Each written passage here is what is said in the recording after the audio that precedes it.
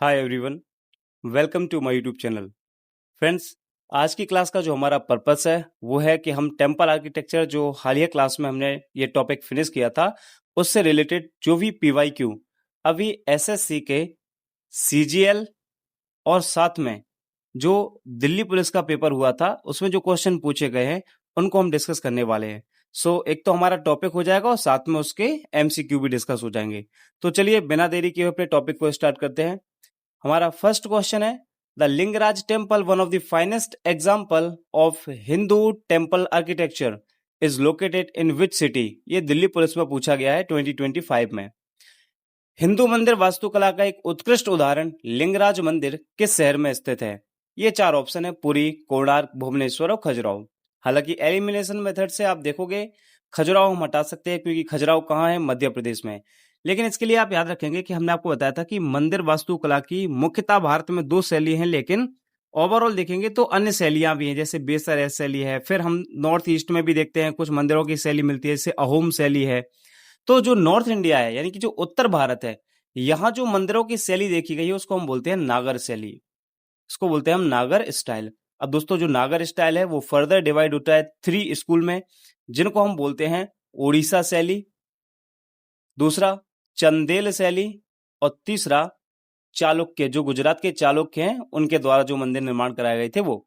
अब ओडिशा शैली को फर्दर डिवाइड किया जाता है 3 सब क्लास में, सब स्कूल में, जिसमें आती है रेखा देओल, पेढ़ा देओल और खाकरा देओल।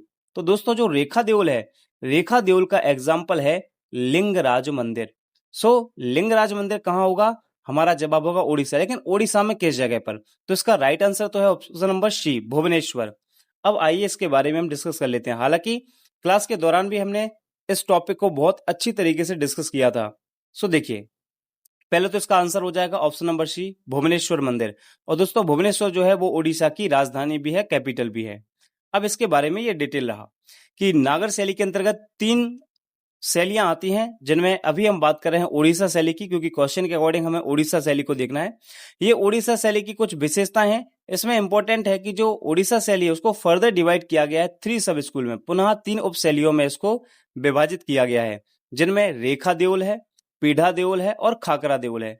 रेखा देओल में आप देखेंगे जो शिखर होता है गर्भगृह के ऊपर, जो शिखर होता है वो एक सीधी रेखा वाला हो अगर, तो उसको बोलते हैं रेखा देओल।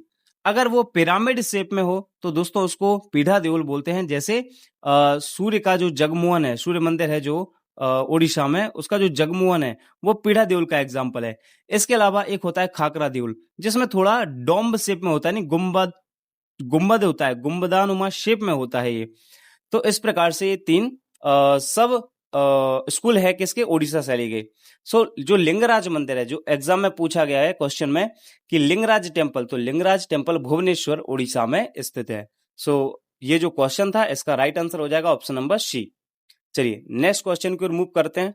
अगला क्वेश्चन है हमारा, मध्य प्रदेश में खजुराहो के मंदिर किस वास्तुशिल्प शैली से जुड़े हैं? The temples of Khajuraho in Madhya Pradesh are associated with which architectural style. अब देखिए, और कह रहे हैं कि जो अलंकृत शिखर, जो मतलब ऑर्नामेंट वाले शिखर होते हैं, एंड एरोटिक स्कल्पचर यानी कि कामुक जो मूर्तियां होती हैं उसके लिए जाने जाते हैं। तो दोस्तों खजुराहो में जो चंदेल शासकों द्वारा मंदिर बनवाए गए थे, हमने कहा था ये उत्तर भारत में है। उत्तर भारत में जो मंदिरों की शैली है वो नागर शैली कहलाती है। तो इसका ऑप्शन तो हो जाएगा बी। अब इसके बारे में जो एक्स्ट्रा डिटेल है हम उसके बारे में डिस्कस करते हैं। राइट आंसर हो गया नागर शैली एंड डिटेल हियर। तो चंदेल और जो खजुराहो स्कूल होते हैं, मींस जो खजुराहो शैली है वो चंदेल शासकों द्वारा ही डेवलप की गई है, इसलिए उसको चंदेल शैली या खजुराहो शैली भी कहते हैं। ये 10th एंड 11th सेंचुरी में इसका प्रादुर्भाव होता है और इन मंदिरों का जो विकास है वो मुख्यतः बुंदेलखंड में चंदेल शासकों द्वारा किया गया था। दोस्तों यहाँ पर खास विशेषता है कि मंदिर समूहों के रूप में मिलते हैं, द ग्रुप ऑफ टेम्पल्स। और इन टेम्पल्स में और क्या क्या होगा? तो एक तो मुख्य मंदिर होगा, असेंबली हॉल होगा, पोर्टिको होगा। पोर्टिको का मतलब होता है पिलर, कवर्ड एंट्रेंस, मतलब जहां से एंटर करते हैं। एंड एरोटिक स्कल्पचर, जो कामुक मूर्तियां हैं उनको खूबसूरती से यानी कि वर यूज्ड हैंडसमली। तो जो मंदिरों की नक्काशी की गई है उनमें एरोटिक स्कल्पचर का यूज किया गया है, जो इन्फ्लुएंस थे वात्सायन के कामसूत्र से। एक पॉइंट आपको ये याद रखना है। इसमें प्रवेश द्वार पर मिथुन की अवधारणा देखने को मिलेगी और लाल बलुआ पत्थरों का जो प्रयोग है वो हुआ है। तो मतलब जो नागर शैली के मंदिर हैं उनमें अधिकांश मंदिरों में रेड सैंडस्टोन का यूज किया गया है। इन मंदिरों की जो डायरेक्शन थी वो उत्तर से दक्षिण की ओर थी। इसके अलावा मंदिरों में पंचायतन शैली देखने को मिलती है। पंचायतन शैली अभी हम जब दशावतार मंदिर पढ़ेंगे उसमें आपको डिस्कस कराएंगे। नेक्स्ट, ये जो मंदिर है वो हिंदू और जैन दोनों धर्मों से संबंधित हैं और इसका बेस्ट एग्जांपल है खजुराहो में कंदरिया महादेव मंदिर। सो ये मंदिर है, मंदिर में सबसे ऊपर होता है कलश, कलश के नीचे एक जो गोलाकार संरचना होती है उसको आमलक कहते हैं, फिर ग्रीवा, उसके बाद ये शिखर होता है, शिखर के बाद रथ, जंघा, ये रेज्ड प्लेटफॉर्म है यानी जो उठता हुआ प्लेटफॉर्म है, और ये क्रूसीफॉर्म ग्राउंड प्लेन है। ये मुख्य विशेषताएं मंदिरों की। ये सारी विशेषताएं जब हम इसको डिटेल में जब पढ़ रहे थे तो सारी बातों को हम डिस्कस कर चुके हैं। तो अगर आपने वो लेक्चर नहीं देखे तो सबसे पहले उन लेक्चर को जाके देखिए, तब आपको ये प्रॉपर समझ में आएंगे। चलिए नेक्स्ट क्वेश्चन है हमारा, what is a key architectural feature of the sun temple of Modhera? Delhi police में पूछा गया अगेन। जो मोढेरा का सूर्य मंदिर है उसकी प्रमुख वास्तुशिल्पीय विशेषता क्या है? दोस्तों मोढेरा का सूर्य मंदिर, इसकी खास विशेषता है स्टेप्ड टैंक। स्टेप्ड टैंक का मतलब होता है सीढ़ीदार तालाब बनाए गए, यानी यहां नीचे एक तालाब होगा, इस तालाब में उतरने के लिए इन सीढ़ियों का यूज किया जाता है। इसको बोलते हैं अपन स्टेप्ड टैंक, और इनमें भरा होगा पानी। ऐसे चारों तरफ से सीढ़ियां लगी रहती हैं और इसके बाद ऊपर है और ऊपर यहां पर होगा मंदिर। सो इस प्रकार से स्ट्रक्चर देखने को मिलता है। इसके बारे में भी हमने डिटेल से डिस्कस किया हुआ है। सो चलिए इसका राइट आंसर हो जाएगा स्टेप्ड टैंक, एंड ये रही उसका डिटेल। तो मैंने कहा था नागर शैली के 3 सब स्कूल है, ओडिशा, चंदेल और सोलंकी। सो ओडिशा चंदेल हम देख चुके हैं और ये रहा हमारा सोलंकी या चालुक्य स्टाइल। ये 11 to 13th सेंचुरी के बीच में डेवलप होता है और मुख्य एरिया है गुजरात। इसके अलावा कुछ हिस्सा राजस्थान का भी आपको देखने को मिल जाता है। मुख्य विशेषताएं बहुत सारी हैं, अभी हम केवल क्वेश्चन के पॉइंट ऑफ व्यू से ही सारे पॉइंट डिस्कस कर रहे हैं। इंपॉर्टेंट है कि इसमें एक तो पानी के टैंक देखने को मिलता है, जो कि उत्तर भारत के किसी भी मंदिर में पानी के टैंक की मंदिर के परिसर में व्यवस्था नहीं की गई है। लेकिन इसका एक्सेप्शन है जो चालुक्य शैली के मंदिर हैं, इनमें विशेषकर जो मोढेरा का सूर्य मंदिर है वो इंपॉर्टेंट हो जाता है।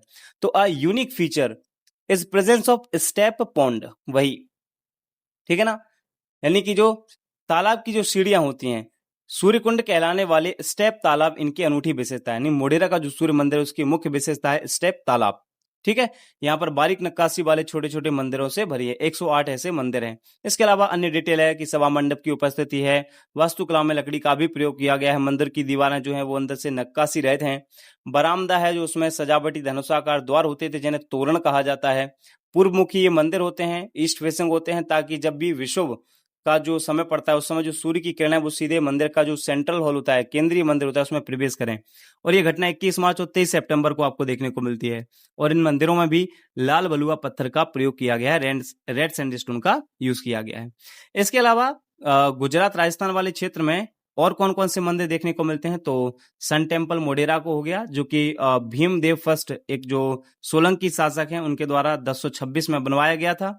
इसके अलावा बरोली मंदिर, सोमनाथ मंदिर, दिलवाड़ा जो कि जैनियों के लिए प्रसिद्ध मंदिर है, माउंट आबू पर स्थित है राजस्थान में, अंबाजी टेम्पल, तेजपाल रानी की बाव और रनकपुर जैन टेम्पल, ये सोलंकी स्टाइल के कुछ मंदिरों के एग्जाम्पल है। क्लियर है? चलिए अब हम नेक्स्ट क्वेश्चन की ओर बढ़ते हैं। अगला क्वेश्चन है, सबसे सरल नागर शैली के शिखर का विशिष्ट आधार डिजाइन क्या है? What is the typical base design of the simplest नागर स्टाइल शिखर? ये सीजीएल में ही पूछा गया है 2025 में। ऑप्शन है गुंबद के साथ गोलाकार आधार, तो आप देखेंगे नागर शैली में गुंबद के साथ गोलाकार नहीं है। ठीक है, नेक्स्ट है C option, triangular base with garden, बगीचे के साथ त्रिकोणीय आधार, ऐसा हमने कहीं नहीं पढ़ा है। अगला है गुंबदों के साथ आयताकार आधार और घुमावदार दीवारों के साथ चौकोर आधार, तो चौकोर आधार है या आयताकार आधार है, यानी स्क्वायर बेस है कि कर्विलियन है और रेक्टेंगुलर है? तो दोस्तों रेक्टेंगुलर बेस नहीं है, उत्तर भारत में आपको देखने को मिलेंगे square base with curving walls. ठीक है, तो इसका राइट आंसर हो जाएगा ऑप्शन नंबर बी, घुमावदार दीवारों के साथ चौकोर आधार। क्लियर है? और डायग्राम में भी आप देख पा रहे होंगे यहाँ पे ये घुमावदार और चौकोर आधार होता है। ठीक है, आयताकार नहीं, ये कैसा है, हम कह सकते हैं ये है स्क्वायर फॉर्म में, यानी कि जो घुमावदार दीवारें होती हैं वो चौकोर शेप में है। नेक्स्ट क्वेश्चन है, कलिंग स्थापत्य का एक प्रमुख उदाहरण कौन सा मंदिर है जिसमें एक ऊंचा शिखर रेखा? अब रेखा देवल सुनते ही आपको आंख बंद करके लिंगराज टेम्पल लगा देना है। तो इसका राइट आंसर क्या है? लिंगराज टेम्पल। और अगेन ये दिल्ली पुलिस 2025 यानी दिल्ली पुलिस में पूछा गया था क्वेश्चन। ठीक है, चलिए नेक्स्ट क्वेश्चन। पुरी का जगन्नाथ मंदिर किस वास्तु शैली का उदाहरण है? अब हमने देखा है उत्तर भारत में कौन सी शैली है? नागर शैली। और नागर में भी कलिंग, क्योंकि ओडिशा का जो क्षेत्र है वो कलिंग शैली के लिए फेमस है। यहाँ का राजा था कलिंग। ये सीजीएल में पूछा गया है 2025 में। नेक्स्ट क्वेश्चन है, what is the main tower of a Dravida style temple known as? Dravida शैली के मंदिर के मुख्य शिखर को क्या कहा जाता है? ये पूछा गया है सीजीएल में, मॉर्निंग शिफ्ट में पूछा गया था। शिखर, गोपुरम, बिहार और विमान। देखिए दोस्तों, जब हम नागर शैली की बात करते हैं तो नागर शैली में जो शिखर होता है उसको शिखर ही कहा जाता है। बट जब हम द्रविड़ शैली की बात करते हैं तो यहां अब शिखर को शिखर ना कह के एक नया वर्ड के रूप में यूज करते हैं, वो है विमान। यानी इसका राइट आंसर क्या हो जाएगा? विमान। तो द्रविड़ शैली के मंदिर के मुख्य शिखर को क्या कहा जाता है? तो हमारा राइट आंसर होगा विमान कहा जाता है। अब दोस्तों यहां समझने वाली बात यह है, आप देखेंगे यहाँ पे, तो इसका राइट आंसर हो जाएगा कलिंग नागर स्टाइल, इसका विमान। ये रहा वो डिटेल। द्रविड़ शैली, द्रविड़ शैली मुख्य रूप से दक्षिण भारत में प्रसिद्ध है। इस शैली के मंदिरों का निर्माण मुख्य रूप से आपको कर्नाटक, आंध्र प्रदेश, तमिलनाडु जैसे राज्यों में देखने को मिलेगा। अगर मेन डाइटी जिनको ये मंदिर डेडिकेट होते हैं उनमें लॉर्ड शिवा मेन है। इसके अलावा लॉर्ड कृष्णा और विष्णु के भी मंदिर आपको देखने को मिलेंगे। जिन राजाओं ने इन मंदिरों को बनाने में अपना योगदान दिया है, कंट्रीब्यूट किया है, उनमें है महेंद्र वर्मन फर्स्ट, इसके अलावा पुलिकेशन सेकंड, नरसिंह वर्मन और राजसिम्हा। आप पढ़ोगे भी, पढ़ा भी चुके हैं कि राजसिम्हा शैली होती है, नरसिंह वर्मन शैली क्या होती है। तो अगर आपको ये सब नहीं पता है तो आप जाके पहले थ्योरी वाला पार्ट जो है वो कंप्लीट करिएगा। अब देखिए, जो प्रवेश द्वार है दोस्तों उसको गोपुरम कहा जाता है। फिर वाहन होता है, जो मेन डाइटी होते हैं उनका जो वाहन होता है वो यहाँ पे स्थापित किया जाता है। देन मंडप आते हैं तीनों प्रकार के, अर्ध मंडप, मध्य मंडप, है ना। देन फिर आता है गर्भगृह, और गर्भगृह के ऊपर होता है शिखर। अब दोस्तों शिखर कहते हैं उत्तर भारत में, लेकिन दक्षिण भारत में शिखर को एक नया टर्मिनोलॉजी देते हैं, वो है विमान। तो यहाँ पर शिखर को क्या कहेंगे हम? विमान। तो ये गर्भगृह है, नहीं सेंक्टम है। सेंक्टम के ऊपर जो शिखर होता है उसको दक्षिण भारत में विमान कहते हैं। इसके अलावा दक्षिण भारत में बाउंड्री वॉल देखने को मिलती है, जो उत्तर भारत में नहीं है मंदिरों के चारों ओर। उत्तर भारत में इसका एग्जाम्पल होगा मोडेरा का सन टेम्पल। तो अंतराल होता है, विमान होता है, इसके अलावा सब टेम्पल होते हैं और वाटर टैंक की भी व्यवस्था की जाती है, और यहाँ पर मुख्य गोपुरम होता है। क्लियर है?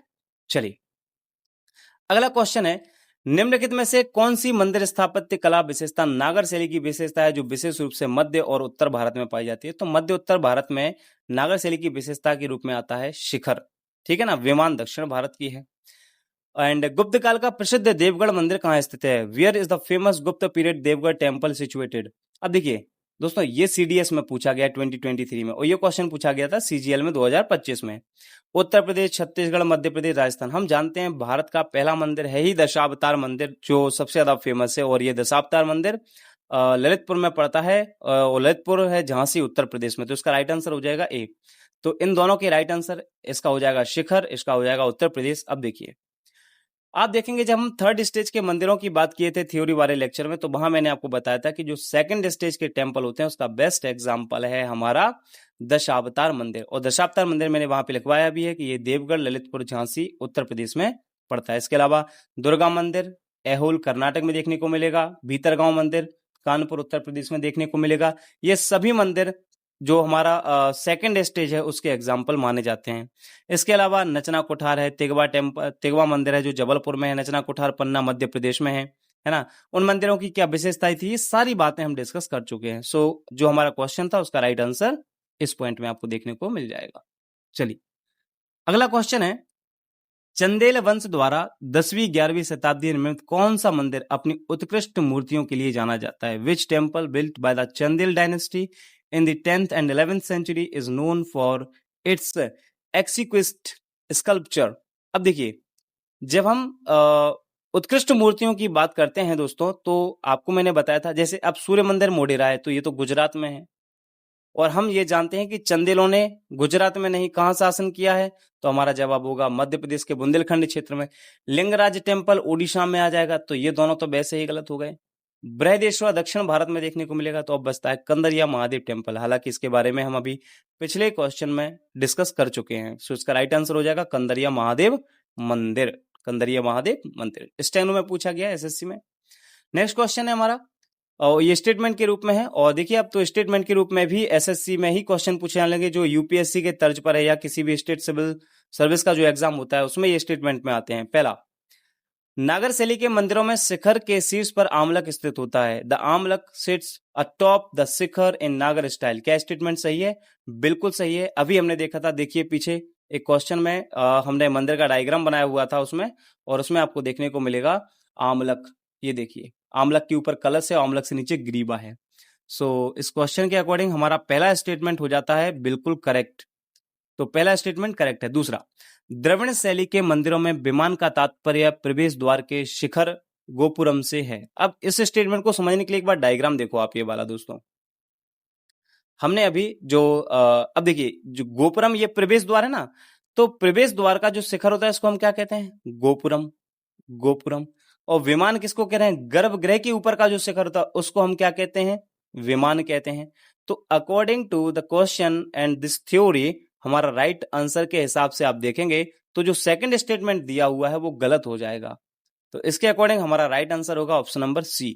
Statement A is correct but statement 2 is incorrect. Clear है? चलिए नेक्स्ट क्वेश्चन है, मंदिर स्टाइल और उसके स्थान दिए गए हैं, इलाके दिए गए हैं, उनको जोड़ों में से कौन से सही मैच करते हैं ये बताना है। Which of the following pairs of the temple style and region are correctly matched, CGL में पूछा गया।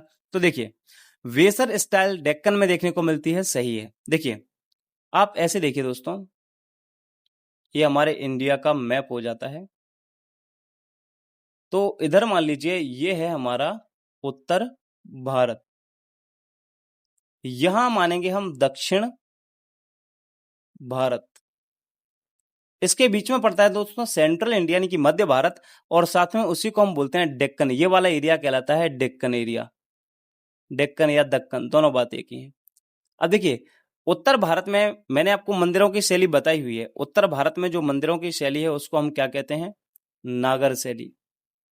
और दक्षिण भारत में जो मंदिर हैं दोस्तों उसको हम बोलते हैं द्रविड़ शैली।